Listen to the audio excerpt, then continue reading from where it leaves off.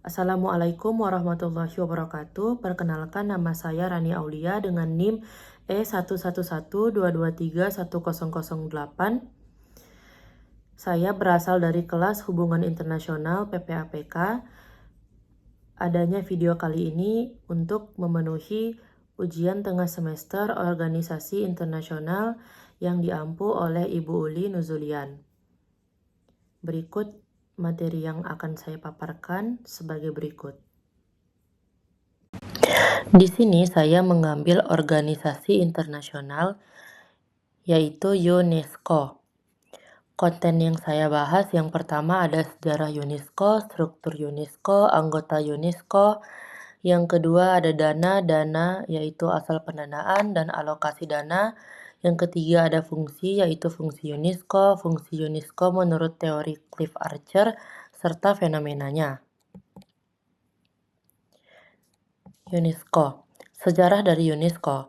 UNESCO atau United Nations Educational, Scientific and Cultural Organization didirikan pada tahun 1945 sebagai bagian dari upaya global untuk membangun perdamaian setelah kehancuran akibat Perang Dunia yang Kedua.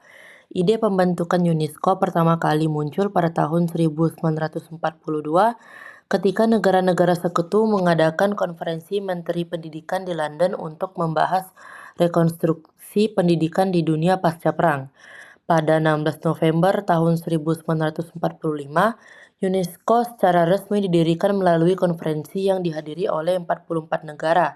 Organisasi ini bertujuan untuk mempromosikan perdamaian dan keamanan melalui kerjasama internasional di bidang pendidikan, ilmu pengetahuan, dan budaya. Markas besar milik UNESCO saat ini masih terletak di Paris, Prancis, dan rapat pertama organisasi ini diadakan pada November 1946, di mana Julian Huxley terpilih sebagai Direktur Jenderal pertama. Bersumber dari unesco.org dan liputan6.com. Struktur dari UNESCO. Yang pertama, konferensi umum. Semua negara anggota dari UNESCO memiliki hak untuk diwakili dan mewakili dalam konferensi umum UNESCO. Adanya konferensi ini menentukan kebijakan dan menentukan keputusan atas proyek-proyek utama UNESCO, serta setiap negara anggota masing-masing memiliki satu suara.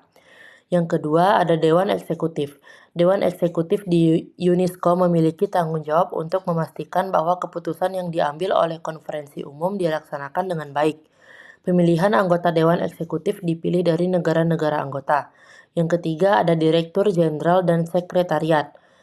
Direktur Jenderal adalah seorang kepala eksekutif dari UNESCO dan yang memimpin sekretariat. Sekretariat sendiri terdiri dari beberapa staf yang bekerja di berbagai sektor program, seperti pendidikan, ilmu pengetahuan, budaya, komunikasi, dan informasi. Yang keempat ada Komisi Nasional UNESCO. Komisi Nasional ialah perwakilan oleh setiap negara anggota yang berfungsi sebagai penghubung antara UNESCO dan pemerintah serta masyarakat di negara tersebut. Bersumber dari nationencyclopedia.com. Selanjutnya, adapun anggota dari UNESCO. UNESCO memiliki 194 anggota dan 12 anggota asosiasi. Beberapa di antaranya adalah US yang bergabung sejak 2023, Australia sejak 1946, Perancis sejak 1946, Mesir sejak 1946, India sejak 1946, Indonesia sejak 1950, Italia sejak 1948, UK sejak 1997, Malaysia sejak 1958, Meksiko sejak 1946, Jepang sejak 1951, serta Jerman sejak 1951. Bersumber dari unesco.org. Dana. Asal pendanaan UNESCO. Yang pertama dari anggota. Negara-negara anggota UNESCO memberikan kontribusi wajib berdasarkan skala kontribusi yang ditentukan oleh PBB. Pendanaan ialah tanggung jawab anggota. Yang kedua ada mitra. Melalui hubungan mitra, UNESCO bekerja sama dengan berbagai mitra, termasuk lembaga donor, perusahaan, dan yayasan untuk mendanai proyek-proyek tertentu. Yang ketiga, dana khusus. Beberapa program UNESCO didukung oleh dana khusus yang didirikan untuk tujuan tertentu seperti pelestarian warisan budaya atau promosi pendidikan, bersumber dari unesco.org. Selanjutnya, alokasi dana. Yang pertama ada dari sektor pendidikan. Sebagian besar dana digunakan oleh UNESCO untuk mendukung program pendidikan global seperti peningkatan akses pendidikan dasar, pelatihan guru, dan pengembangan kurikulum. Misalnya, UNESCO memantau implementasi tujuan pembangunan berkelanjutan SDG 4 tentang pendidikan berkualitas. Yang kedua, sektor ilmu pengetahuan. Dana juga dialokasikan untuk penelitian ilmiah, pengelolaan sumber daya air, dan pengembangan teknologi yang mendukung keberlanjutan. Salah satu fokus UNESCO adalah pengembangan ekosistem riset yang kolaboratif. Yang ketiga, sektor budaya. UNESCO mendanai pelestarian warisan budaya dunia. Ini termasuk situs-situs yang terdaftar dalam situs daftar warisan dunia. Pelestarian warisan budaya dunia mencakup restorasi bangunan bersejarah dan perlindungan tradisi budaya. Yang keempat, ada sektor komunikasi dan informasi. Tidak hanya itu, dana milik UNESCO juga digunakan untuk mempromosikan kebebasan pers, akses informasi, dan literasi digital di berbagai negara. Fungsi menurut fungsi UNESCO.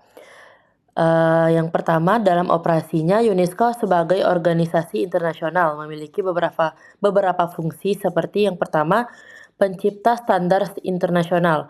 Melalui UNESCO, standar internasional dapat ditetapkan untuk berbagai bidang, seperti pendidikan, pelestarian budaya, dan penelitian ilmiah. Yang kedua, adapun ladang kerjasama internasional. Sebagai organisasi internasional, UNESCO memfasilitasi wadah untuk berdialog dan kerjasama antar negara untuk mencapai tujuan bersama. Yang ketiga, penghargaan dan pengakuan. Dalam hal ini, UNESCO juga memberikan penghargaan untuk prestasi luar biasa di bidang pendidikan, ilmu pengetahuan, dan budaya sebagai bentuk apresiasi. Selanjutnya, adapun fungsi menurut teori Cliff Archer.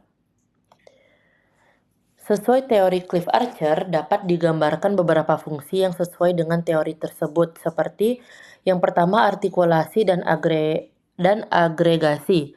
Memiliki banyak anggota, UNESCO menyediakan dirinya sebagai forum diskusi negara. Hal ini sesuai dengan teori Cliff Archer. Yang kedua, rekrut. Dalam teori ini, UNESCO tentu sudah memenuhi syarat dengan 100 lebih anggota dengan 20 lebih anggota yang berafiliasi. Yang ketiga, membuat peraturan. Dengan memberi apresiasi berupa pengakuan, UNESCO menetapkan peraturan tersendiri, seperti adanya prosedur khusus untuk penetapan warisan budaya. Selanjutnya ada bab fenomena. Pengakuan kebaya. Pada tanggal 4 Desember 2024 lalu, kebaya telah diakui sebagai warisan budaya tak benda UNESCO. Pengakuan ini diajukan oleh 5 negara ASEAN, yaitu Indonesia, Brunei, Malaysia, Singapura, dan Thailand. Kebaya diajukan atas dasar anggapan sebuah simbol identitas budaya yang mencerminkan sejarah dan keindahan kawasan Asia Tenggara. Sesuai dengan teori Cliff Archer, teori berupa rule making atau membuat peraturan dan rule application atau penerapan peraturan dilakukan. Pengakuan kebaya melibatkan banyak prosedur dalam prosesnya. Tidak hanya itu, artikulasi dan agregasi juga dicerminkan dalam kasus ini. Hal ini dikarenakan adanya kerjasama 5 negara ASEAN dalam forum UNESCO. Bersumber dari voaindonesia.com. Terima kasih. Sekian materi yang telah saya paparkan dan yang telah saya jelaskan. Mohon maaf apabila ada kekurangan dan salah kata. Mohon maaf Ibu sebelumnya apabila suara saya di dalam penyampaian video materi tersebut kurang jelas. Apalagi untuk penyebutan S-nya agak tidak jelas. Mohon maaf sekali lagi Ibu.